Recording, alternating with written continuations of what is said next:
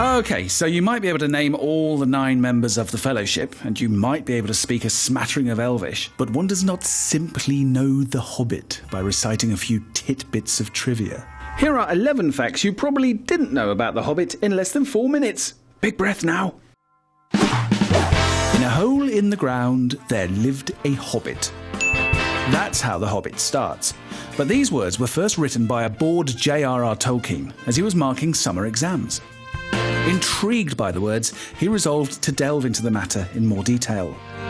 "Names always generate a story in my mind," he wrote later.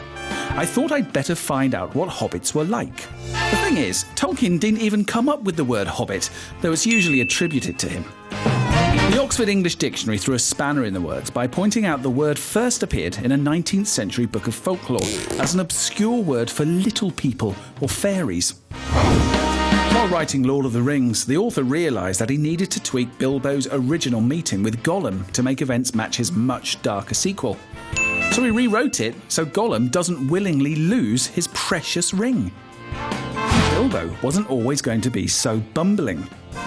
During one of the early drafts, Tolkien actually made the little leaf-smoking chap deliver the killer blow to Smaug before leaving it to more capable hands. The first positive review of The Hobbit came from a 10-year-old boy called Rayner Unwin. He was the son of Sir Stanley Unwin, a publisher who asked for his son's opinion. It was probably the review that sealed the deal for Tolkien's career. "This book is good and should appeal to all children between the ages of 5 and 9. Precocious little fella, eh? Apparently, Tolkien was a bit of a keen doodler as well. The author's illustrations would almost become as iconic as his writing. The black and white maps that appeared in The Hobbit are Tolkien's, as was the famous front cover landscape that still adorns some editions of the book. Initial hopes for the book weren't exactly sky high. The first print run in 1937 was a whopping 1,500 copies. It's sold over 100 million since.